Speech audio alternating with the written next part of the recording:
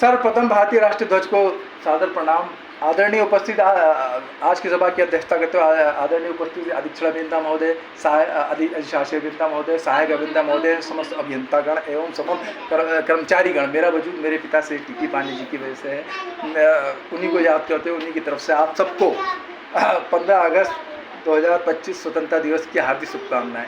सर्वप्रथम मैं कहना चाहूँगा कि सर्वप्रथम मैं ये कहना चाहूँगा कि कश्मीर के अंदर जो भारतीय लोगों को आतंकवादियों द्वारा पूछ के मारा गया, मैं उन भारतीय लोगों को श्रद्धांजलि देता हूँ। साथ ही भारतीय सिपाहियों को, भारतीय सैनिकों को, भारतीय एयरफोर्स को मैं सैल्यूट करता हूँ। ऑपरेशन सिंदूर जो उन्होंने किया, ऑपरेशन शंकर जो उन्होंने किया, जिसके तहत उन आतंकवादियों को चुन के उन्हीं आतंकवादियों को मारा।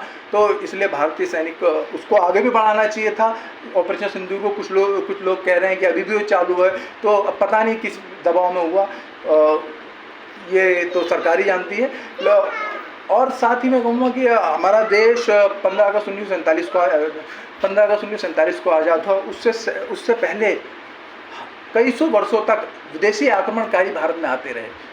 विदेशी लुटेरे, विदेशी आक्रमणकारी भारत में आते विभिन्न प्रकार से आते रहे। जैसे कि मुगल भारत आए, पुर्तगाली आए, आपका अंग्रेज आए, हुण आया, और पता नहीं कितनी शक्तियाँ भारत को लूटने के लिए आती रही, जिसका सामना हमारे देश के वीर सपूतों ने समय समय पे किया। जैसे कि जब सिकंदर अपना साम्राज्यवाद बढ़ाता हुआ दुनिया को जीतता हुआ भारत में आया, तो उसका सामना जो है महाराजा पोरस ने किया। जब अकबर ने पूरे देश पर राज कर लिया था, चित्तौड़ के महाराणा प्रताप ने उसका सामना किया। जब औरंगजेब ने गजवाए हिंद करके पूरे भारत में गजवाए हिंद फैला रखा था, उस समय औरंगजेब को टक्कर दी शिवाजी ने, उनके पुत्र संभाजी ने। तो इस तरह हजारों लाखों लोग शहीद होते रहे। लेकिन जब ब्रिटेन भारत आया तो वो कंपनी के रूप में आया, ईस्ट इंडिया कंपनी के रूप में भारत में आया।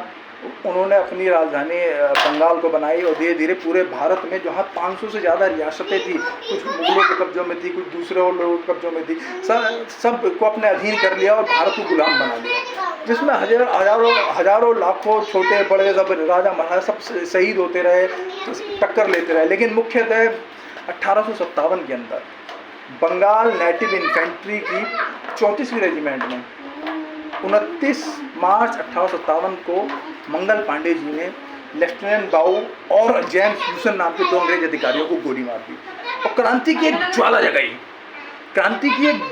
जगाई। और उन्होंने कहा कि फिरंगियों को मारो। उनकी पूरी 34 रेजिमेंट उनके साथ हो गई, पूरा कैंट, पूरे भारतीय जितने सैनिक हैं सब उनके साथ हो गए। और लेकिन उनके खिलाफ 34वीं रेजिमेंट के ही एक शेख पलटू नाम के सिपाही ने उनके खिलाफ गवाही दी और उनको जो है कोर्ट मार्शल करके 8 अप्रैल 1857 को फांसी दे दी गई। पूरे देश में हाहाकार मच गया, पूरे देश के सिपाहियों के अंदर, सिपाहियों का विरोध था, सिपाहियों का हाहाकार मच गया। उन्होंने एकजुट होकर उन्होंने कहा भी हम इन फिरंगियों को मारेंगे। उनको साथ दिया, जैसे बहादुर शाह जफर जो आखिरी मुगल थे उन्होंने उनका साथ दिया, नाना साहब, तात्या टोपे जी ने, और आपने रानी लक्ष्मीबाई जी ने, जिन्होंने झांसी में क्रांति करी। तो और 10 मई 1857 को मेरठ से क्रांति शुरू हुई और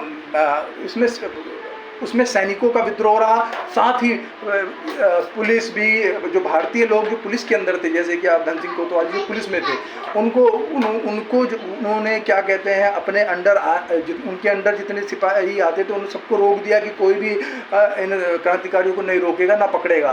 तो इस तरह उनको बाद में फांसी दे दी गई। उनको कम से कम 400 लोगों को पांचली गाँव के तोप छोड़ा दिया गया ऐसी। लेकिन इन सब महापुरुषों ने और सबने सिपाहियों ने मिलके दिल्ली पर कब्जा कर लिया और दिल्ली का शासक जो है बहादुर शाह जफर को बना दिया। लेकिन रंगून रेजिमेंट जो इंग्लैंड की रेजिमेंट थी वो भारत आई और उसने इस क्रांति को दबा दिया गया। और बहादुर शाह जफ़र को इंग्लैंड में रंगून में बहादुर शाह जफ़र को रंगून में जाके मार दिया उन्होंने। बहादुर शाह जफ़र ने अंतिम में कहा कि कितना है बदनसीब ज़फ़र, दफन के लिए 2 गज़ ज़मीन भी न मिली कुएं यार में। तो इस तरह 1858 से में ब्रिटेन ने शासन जो है अपने हाथ में ले लिया। 34वीं रेजिमेंट को उन्होंने ख़त्म कर दिया। साथ ही बहुत हज़ारों कानून उन्होंने भारत में बदल दिए और इंग्लैंड का शासन भारत में आ गया। ईस्ट इंडिया कंपनी से इंग्लैंड ने शासन अपने हाथ में ले लिया और फिर वो 1947 तक इंग्लैंड का शासन भारत में रहा, जिसमें अनेकों अहिंसक आंदोलन होते रहे। जैसे अहिंसक आंदोलन में उस दौर के अंदर जो सबसे समृद्ध लोग होते थे, समृद्ध लोग जो करते थे वकालत करते थे। उस वकालत के अंदर क्या था, इंग्लैंड का कानून पढ़ाया जाता था। इंग्लैंड का कानून पढ़ के वो लोग बैरिस्टर बनते थे, वो बैरिस्टर और वकील बनते। जैसे आप मोतीलाल नेहरू जी, आपका सरदार वल्लभ भाई पटेल जी, उसी क्रम में महात्मा गांधी जी, ये लोग सब वकालत का काम करते थे। और उसी क्रम में कार्य के लिए वो बैरिस्टर बनने के बाद मोहनदास करमचंद गांधी जी साउथ अफ्रीका में काम के लिए गए थे। तो वहाँ पर उन्हें ट्रेन के फर्स्ट क्लास के डिब्बे से अश्वेत भारतीय होने की वजह से निकाल दिया गया। जब अश्वेत भारतीय होने, तो उन्होंने ये सोचा कि जब मैं जो इनका काम कर रहा हूँ, जो इनका कानून का काम कर रहा हूँ, इनका काम कर रहा हूँ, जब मेरे साथ इस तरह का दुर्व्यवहार इन्होंने किया, इस तरह में ट्रेन के फर्स्ट क्लास के डिब्बे से बाहर स्टेशन पर निकाल दिया, तो सबसे पहले इन्होंने विदेशी परिधान को त्याग दिया और इन्होंने आंदोलन किए। उन्होंने सोचा कि पूरी दुनिया में अश्वेतों के साथ और भारत के अंदर भारतीयों के साथ कितना जुल्म किया जा रहा है, तो इन्होंने उसके खिलाफ अहिंसक आंदोलन किए। वहाँ टॉल्स्टॉय आश्रम बनाया। उसके बाद ये भारत में आए। भारत में इन्होंने जो है असहयोग आंदोलन किया, नमक सत्याग्रह किया, दांडी मार्च किया, 1942 के अंदर फिर भारत छोड़ो आंदोलन किया। गांधी जी के जो आंदोलन की विशेषता थी वो ये थी कि ये अहिंसक आंदोलन होते थे, इसमें बच्चे, बुजुर्ग, महिलाएं, औरतें सब सम्मिलित होते थे। लेकिन जलियांवाला बाग के अंदर जब बैलेट कानून के खिलाफ जलियांवाला बाग में प्रदर्शन हो रहा था, उस समय छोटे बच्चे, बुजुर्ग, महिलाएं सबको मार दिया गया और अनेक क्रांतिकारी उभरे, जैसे कि शहीद उधम सिंह, शहीद भगत सिंह। और जलियांवाला बाग के अंदर जब नरसंहार हुआ तो उसमें कई सारे क्रांतिकारी हुए, जैसे शहीद उधम सिंह जिन्होंने आगे चल के इंग्लैंड में जाके जनरल डायर को मारा। शहीद भगत सिंह जो कि नौजवान भारत सभा चंद्रशेखर आज़ाद की उसमें जाके सम्मिलित हुए, जिसमें बटुकेश्वर दत्त, राम प्रसाद बिस्मिल जी और राजेंद्र लहरी जी, सुखदेव, राजगुरु, ऐसे महान क्रांतिकारी थे। उसमें उन्होंने काकोरी कांड किया, जो कि 6 तारीख को 6 अगस्त को 100 वर्ष 6 अगस्त 2025 को 100 वर्ष पूरे हुए उस कांड को। अंग्रेजों को खजाना लूटा, सैंडर्स को मारा, भगत सिंह ने सैंडर्स को मारा। और साथ ही ये पुरानी पार्लियामेंट थी, इसके अंदर, इसकी असेंबली में भगत सिंह ने बम फोड़ा। भगत सिंह का यह कहना था कि बहरे कानों को सुनाने के लिए धमाके की ज़रूरत पड़ती है। लेकिन 23 मार्च 1931 को भगत सिंह, राजगुरु, सुखदेव को फांसी दे दी गई। साथ ही चंद्रशेखर आज़ाद जी भी शहीद हो गए। तो पूरे देश के अंदर हाहाकार मच गया अंग्रेजों के खिलाफ। फिर कमान संभाली सुभाष चंद्र बोस जी ने। सुभाष चंद्र बोस जी जो पहले कांग्रेस में भी थे, सुभाष चंद्र बोस जी पहले सिविल सर्वेंस अधिकारी थे, ICS के, ये जो जैसे कि IAS IPS होते हैं। तो वो नौकरी उन्होंने छोड़ के क्रांति की राह में देश को आज़ाद करने के लिए लग गए। अहिंसक, उन्होंने देखा कि अहिंसा से तो देश आज़ाद नहीं होने वाला, ये अंग्रेज ऐसे नहीं मानने वाले। उन्होंने जय हिंद का नारा लगाया। उन्होंने कहा, कदम कदम बढ़ाए जा, खुशी के गीत गाए जा, ये जिंदगी है कौम की, तू कौम पे लुटा, तुम मुझे खून दो, मैं तुम्हें आज़ादी दूंगा।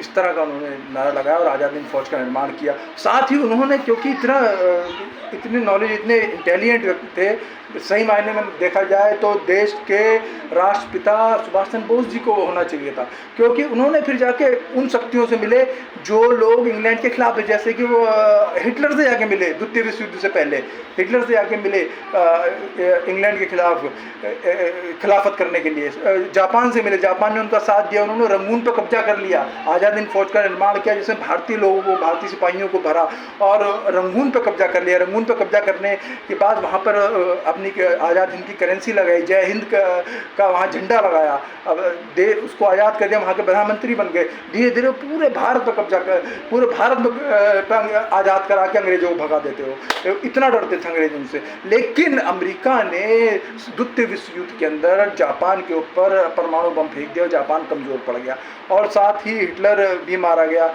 लेकिन इंग्लैंड को बड़ा कमज़ोर कर दिया। अब इंग्लैंड, अब फिर राजनीति चली गई कि उन्होंने, इंग्लैंड इतना डरता था सुभाष चंद्र बोस जी से कि ये मार के भगाएंगे हमें यहाँ से, तो वो यहाँ की राजनीति चली गई और उनको जो है एयर क्रैश में मरा हुआ बताया गया, जो कि फिर वो बहुत कई जगह वो मिले गुमनामी बाबा के नाम से, कभी किसी के नाम से, लेकिन उन्होंने देश के लिए समर्पित होते हुए, सही राष्ट्रपिता मैं मानता हूँ सुभाष चंद्र बोस जी को, देश को समर्पित होते हुए उन्होंने कभी भी सामने नहीं आए। सामने इसलिए नहीं आया कि हमारे देश की आज़ादी कायम रहे। इन सब महापुरुषों के बलिदान और इन सब महापुरुषों के लाखों, हजारों, लाखों लोगों के वीर शहीदों के शहीद होने के उपरांत 15 अगस्त 1947 को हमारा देश आज़ाद हुआ। हमारा एक फर्ज बनता है हम अपनी आज़ादी को कायम रखें, अपने आने वाली पीढ़ी को हमें प्रेरणा दें कि हमारा देश हमेशा आज़ाद रहे। इसी क्रम में मैं कहना चाहूँगा कि जैसे कि अभी आप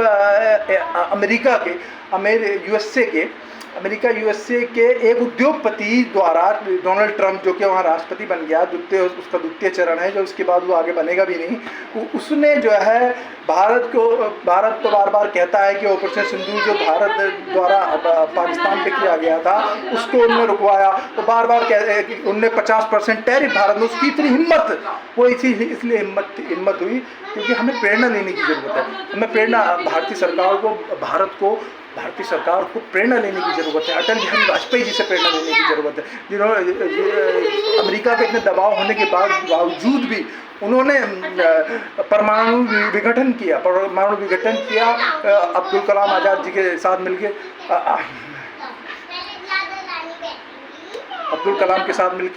परमाणु विघटन ने भारत को परमाणु शक्ति बनाया। साथ ही आप ये देखिए कि इंदिरा गांधी जी 1971 के अंदर जब अमेरिका का खूब दबाव था कि हमला नहीं करना, लेकिन उन्होंने पाकिस्तान के 2 टुकड़े कर दिए, अमेरिका देखता रह गया, 2 टुकड़े कर दिए और बांग्लादेश अलग देश बना दिया। तो इन सब लोगों से भारत सरकार को प्रेरणा लेनी चाहिए।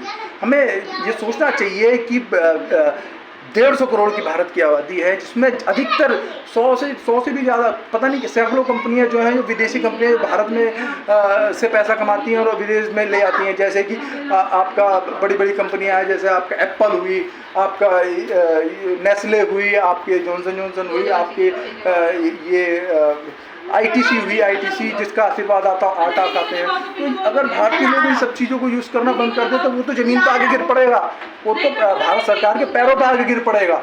लेकिन उसके लिए साहस चाहिए, साहस और प्रेरणा चाहिए जो हमारे देश के बड़े बड़े वीर कवियों ने दिया है। जैसे कि कवि प्रदीप जिन्होंने कहा कि मेरे वतन के लोगों जरा आंख में भर लो पानी, जो शहीद हुए हैं उनको जरा याद करो कुर्बानी। उन्होंने कहा दूर हटो दुनिया वालों, हिंदुस्तान हमारा है।